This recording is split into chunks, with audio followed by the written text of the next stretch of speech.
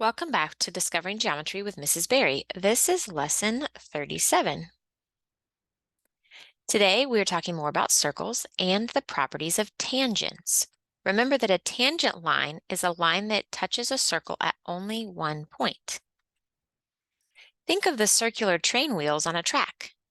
Each point where the rail and the wheel meet is a point of tangency.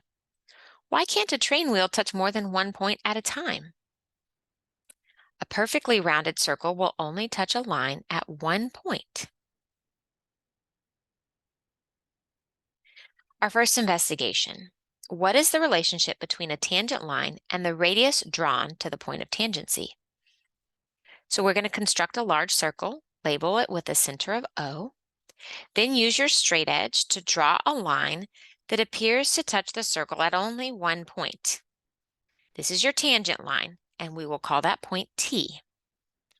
Then you're going to draw the radius OT. Use your protractor to measure these angles on either side of T. What can you conclude about the radius and the tangent line? So here's my circle. I'm going to label the center O. I'm going to pick a point for tangency, and I went ahead and labeled that T, and then I drew my tangent line.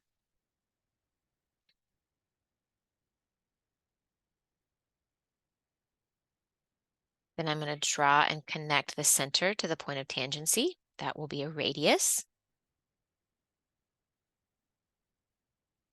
Then using my protractor, I'm going to measure on either side of T. And you can see that both of them were 90 degrees. So I'm going to label them as right angles.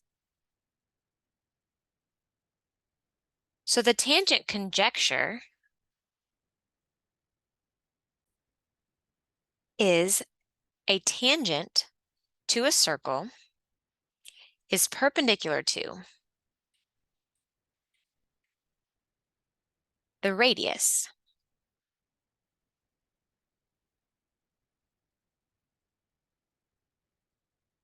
drawn to the point of tangency. So the tangent line to a circle is perpendicular to the radius drawn to the point of tangency. Now this has lots of applications. It's really important in circular motion. Look at this being a satellite orbiting the Earth. It maintains a velocity in a direction tangent to its circular orbit. So this green line is the velocity that the satellite is traveling.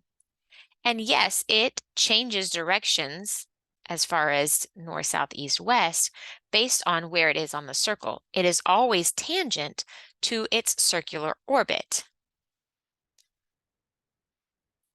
The force of gravity is pulling the satellite back towards Earth, and that is going to be in the perpendicular direction. So the force is always going to be the radius of its circular orbit, and the velocity would be a tangent line. You'll learn a lot more about that in your physics class. Investigation 2 is on tangent segments. What is the relationship between the length of segments tangent to a circle from a point outside the circle? So this time we're going to construct a circle, and we're going to label the center E. We're going to choose a point outside the circle and label it N. Then we're going to draw lines from N tangent to the circle on either side. So you're going to draw a line out here that has a point of tangency and a line on the other side that has a point of tangency. You will label these A and G. And then you will compare NA to NG. These segments are tangent segments, and you're going to see how they are related.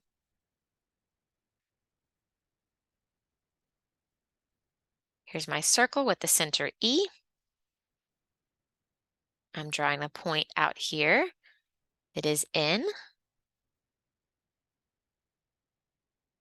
I'm going to get my straight edge and connect N to the exact edge of the circle so that it will be a tangent segment.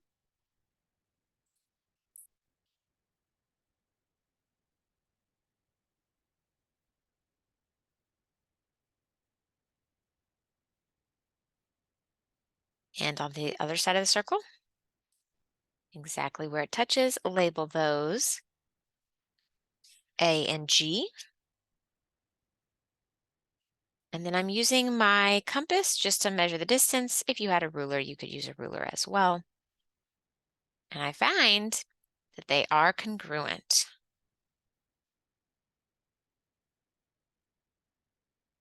So our tangent segment conjecture, tangent segments to a circle from a point outside the circle are congruent. And these tangent segments are segments because they go from the point outside the circle to the tangent, point of tangency. So ours were in A and in G, and they touched this circle. So from the point outside to the point of tangency is the tangent segment. Those segments would be congruent.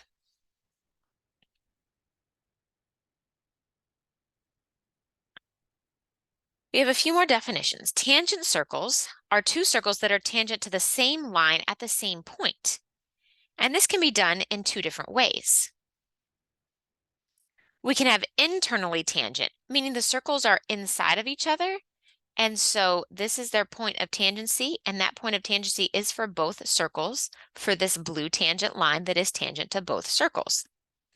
We could also have the circles touching on either side of the tangent line, so they have the same point of tangency and the same tangent line, but they are externally tangent, meaning they're on either side of that tangent line. And last, let's look at an example from your homework. Line T is tangent to both circles. What is the measure of angle Z? Well, we know that these would be perpendicular to the tangent line. And since it's the same tangent line, they would also be parallel to each other. If they're parallel, then we could count this as a transversal. And so corresponding angles would say that 75 is also over here. So Z is going to be the supplement to 75. 180 minus 75 would be 105. And that's what Z would be.